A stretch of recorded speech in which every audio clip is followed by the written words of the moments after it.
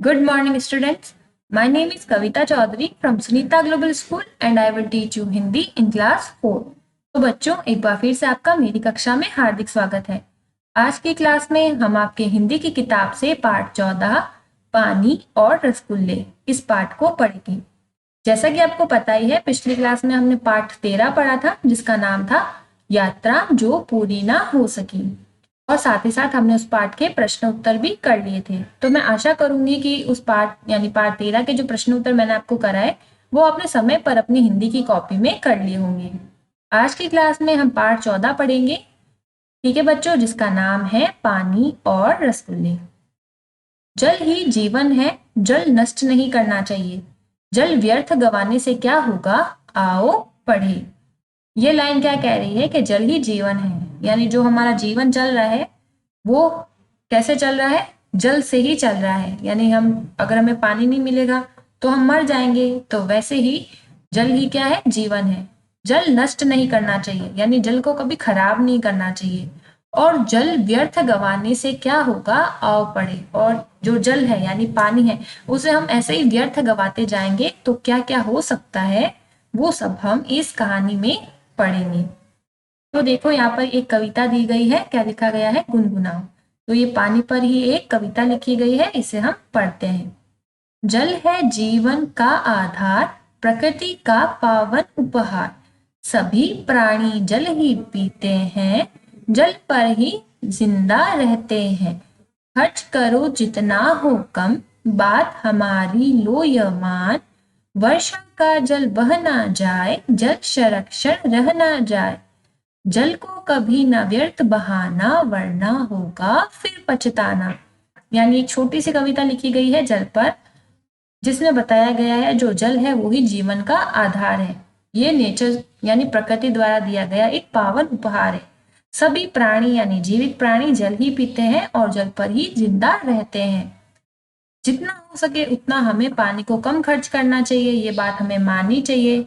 और जो वर्षा यानी बरसात का जल है उसे भी हमें बचाना चाहिए, ऐसे ही व्यर्थ नहीं बहने देना चाहिए। जल को कभी ना व्यर्थ बहाना, वरना होगा फिर पछताना। यानी जो जल है उसे कभी भी फालतू में ही नहीं बहाना है, नहीं तो हमें फिर पछताना पड़ सकता है। तो इस तरह से ये कविता थी छोटी सी, वो हमने पढ़ ली। अब पाठ यहाँ से शुरू हो रहा है।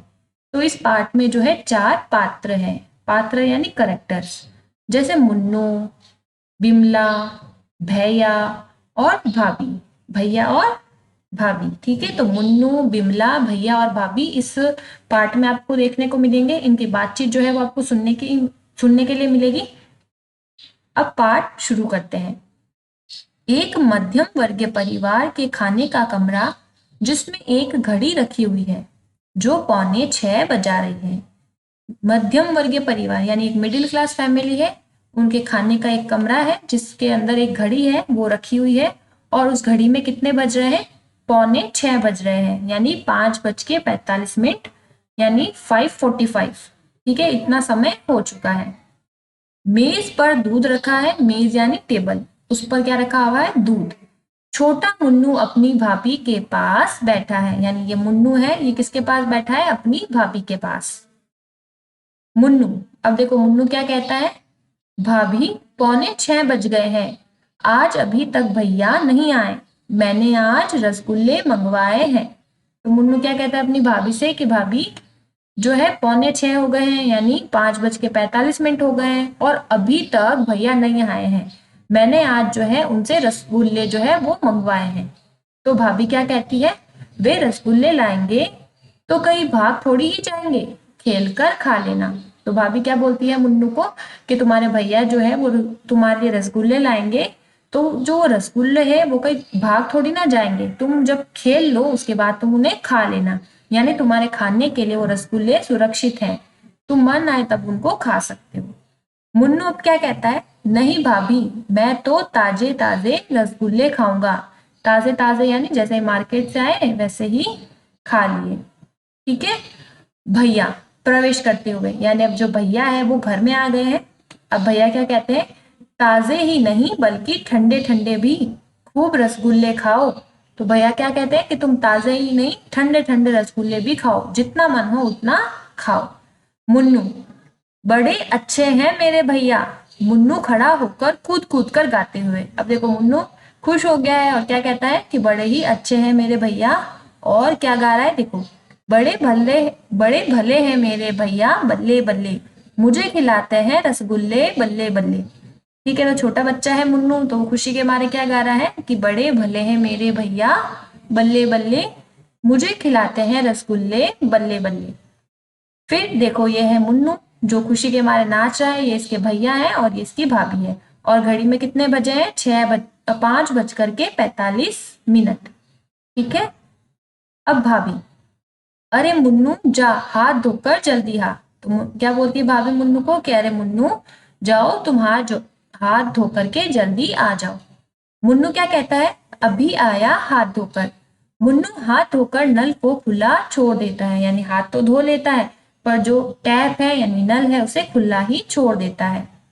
भैया, अखबार मेज पर रखते हुए, अखबार यानी न्यूज़पेपर को टेबल पर रखते हुए क्या कहते हैं? मुन्नू, तुम नल बंद करके नहीं आए, यानी तुमने जो नल है उसको बंद नहीं किया है। तो मुन्नू बोलता है ओह मैं भूल गया। तो मुन्नू क्या बोलता है कि मैं तो नल बंद करना भूल गया। तो भैया कहते हैं तो फिर जाओ नल बंद कराओ। तो भैया क्या कहते हैं कि तो फिर तुम जाओ और नल को बंद करके आओ। भाभी, अरे नल भी बंद हो जाएगा, बेचारे को रसगुल्ले तो खाने दीजिए। कब से बैठा रसगुल्लों की प्रतीक्षा कर रहा है। प्रतीक्षा कर रहा है यानी कब से रसगुल्लों का इंतजार कर रहा है। तो भाभी क्या बोलती है कि नल तो है वो तो बंद हो जाएगा, पर जो मुन्नू है उसको आप रसगुल्ले खाने दो क्योंकि ये कभी से बैठा हुआ रसगुल्लों के लिए इंतजार कर रहा है। तो भैया बोलते हैं जहां इतनी देर प्रतीक्षा की है वहां कुछ मिनट और सही, कि जहां इतने घंटों से अगर इंतजार कर ही रहा था तो कुछ मिनट और ही कर लेगा। भाभी, मुन्नू की तरफ रसगुल्लों की प्लेट बढ़ाते हुए, आज 10-20 मिनट नल खुला भी रह जाएगा तो ऐसा क्या बिगड़ जाएगा। तो भाभी क्या बोलती है कि अब भले ही 10-20 मिनट चाहे नल खुला ही रह गया तो क्या हो गया, इसमें ऐसा क्या बिगड़ जाएगा। तो भैया बोलते हैं नहीं, जाओ पहले नल बंद करके आओ। मुन्नू नल बंद करके आता है। तो भैया की बात मान करके मुन्नू जाता है और नल बंद करके वापस आ जाता है। मुन्नू रसगुल्लों को चम्मच से काटते हुए, यानी अब जो मुन्नू है वो उसके हाथ में रसगुल्लों की प्लेट है और वो क्या कर रहा है? रसगुल्ले खा रहा है चम्मच से। भैया आप भी ना, पानी से सस्ती और क्या चीज है। तो मुन्नू क्या बोलता है अपने भैया को कि भैया आप भी ना, कि मेरे को आपने नल बंद करने के लिए बोल दिया। पानी से सस्ती और क्या चीज है, यानी पानी से सस्ता भी और कुछ हो सकता है क्या। तो देखो ये रहा मुन्नू, ठीक है, नल बंद करने के लिए जा रहा है। अब भैया क्या बोलते हैं, नहीं मुन्नू, यही तो तुम्हारी भूल है, पानी राष्ट्रीय धन है। अब राष्ट्रीय धन क्या होता है? जो राष्ट्र का धन होता है, ठीक है, देश का जो धन यानी पैसे होते हैं वो ही क्या है? पानी है।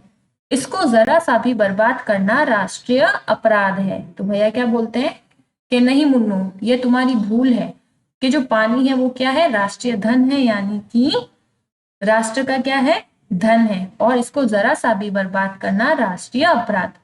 मुन्नू आश्चर्य से यानी चकित होकर, हैरान होकर, राष्ट्रीय अपराध वह कैसे? तो भैया बोलते हैं यो समझो मुन्नू, कभी तुम नल खुला छोड़ आए, कभी बिमला और कभी नौकर ने यह भूल की। इस तरह यदि एक नल 1 घंटा प्रतिदिन खुला रहा तो जानते हो कितना पानी बह जाएगा? वर्ष भर में 15,000 गैलन। तो भैया समझाते हैं मुन्नू को और कहते हैं कि अभी तो तुम ऐसे ही जो है नल को खुला छोड़ा है, कभी बिमला, ठीक है, जो मैंने आपको कैरेक्टर में बताया था बिमला, और कभी जो नौकर है उन्होंने ये भूल कर दी कि उन्होंने नल को खुला छोड़ दिया।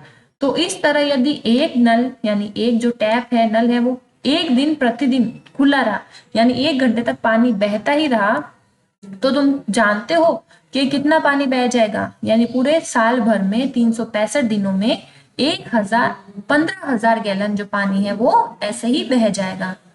मुन्नू, यह तो बहुत हुआ, क्यों भैया इस पानी के कितने रुपए देने पड़ेंगे? तो मुन्नू बोलता है कि ये पानी तो फिर 15,000 गैलन तो बहुत ज्यादा पानी गिर जाएगा। फिर कहता है क्यों भैया इस पानी के जो है कितने रुपए देने पड़ेंगे, यानी 15,000 गैलन पानी के लिए कितने रुपए देने पड़ते हैं? तो भैया बोलते हैं 5 रुपए प्रति 1,000 गैलन के हिसाब से पूरे 75 रुपए, ठीक है, यानी पूरे 75 रुपीज। ठीक है, तो ये भैया क्या बोलते हैं कि 5,000 रुपये जो है प्रति 1,000 गैलन के हिसाब से, पूरे कितने हो गए 75 रुपए, यानी 1,000 गैलन का कितना लग गया यहाँ पे 15।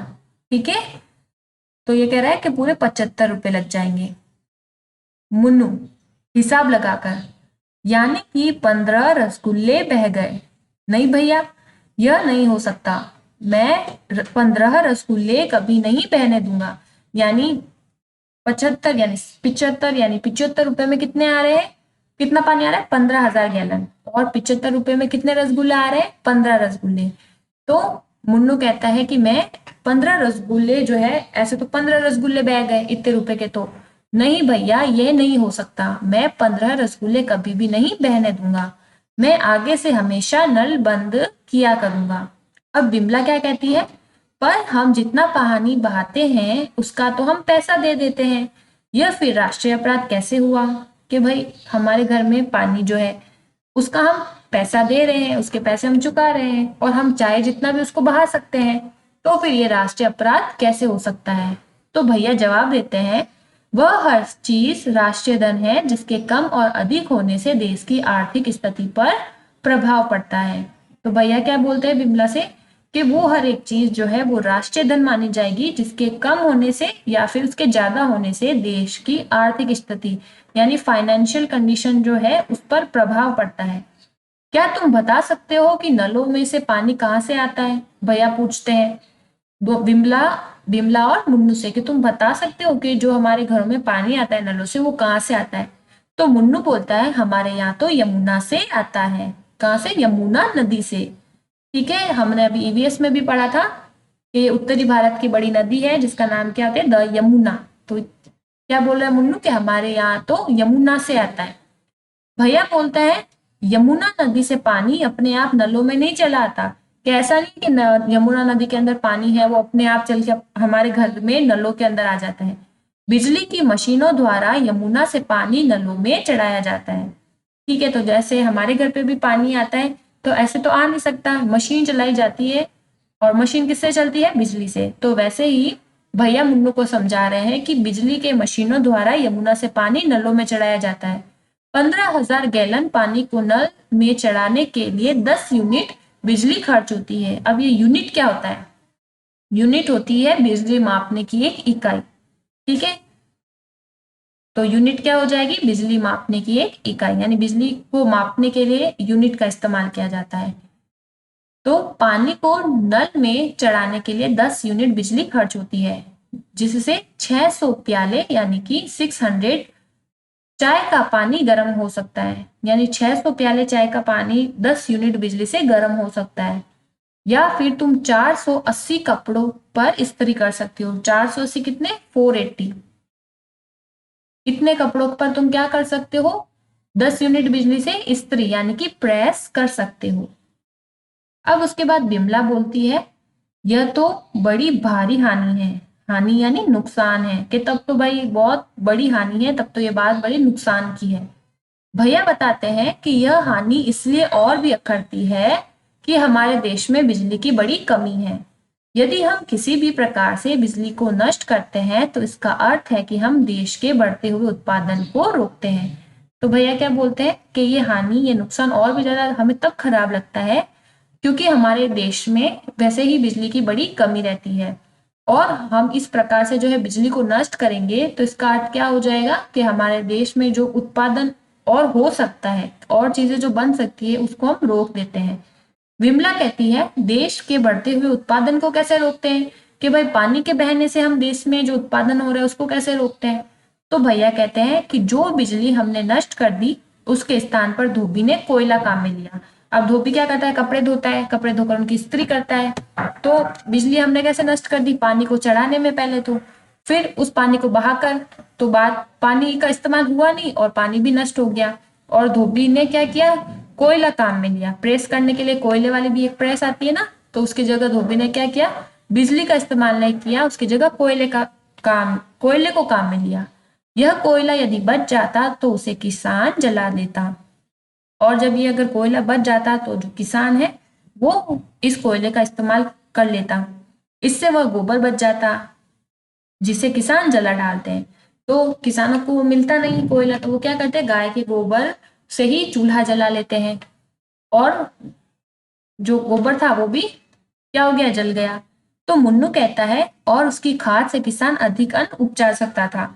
यानी कि आपको पता ही है कि जो गोबर होता है उसका इस्तेमाल हम खाद के रूप में खेतों में करते हैं। तो अब क्या जल गया, गोबर ही जल गया, तो खाद तो बनेगी नहीं। और खाद डालते तो शायद ये हो सकता था कि ज्यादा से ज्यादा फसल हो सकती थी। यही कहना चाहते हैं ना भैया। तो मुन्नू क्या कहता है कि और उसकी खाद से किसान अधिक अन्न उपजा सकता था, यही कहना चाहते हैं ना भैया। अब समझा कि बिजली पानी कितने कीमती राष्ट्रीय धन है।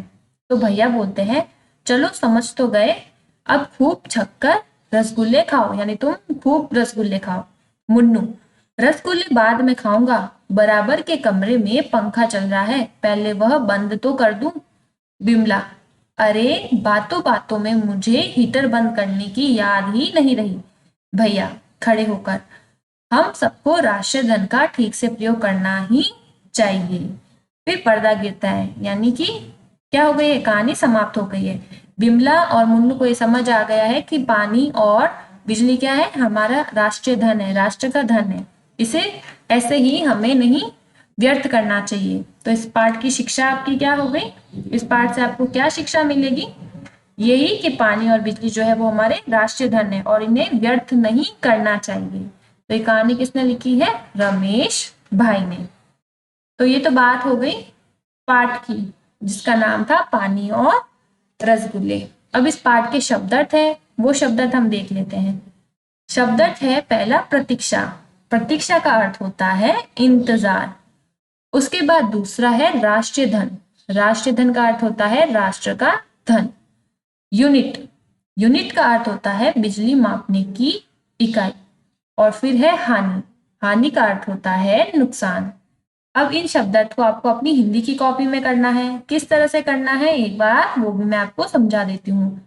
तो क्या करना है आपको, अपनी हिंदी की कॉपी में पाठ 13 यात्रा जो पूरी ना हो सकी, उस पाठ के सारे प्रश्न उत्तर पूरा काम करने के बाद नए पेज से कक्षा कार्य लिखना है और पाठ 14 लिखना है पानी और रसगुल्ले।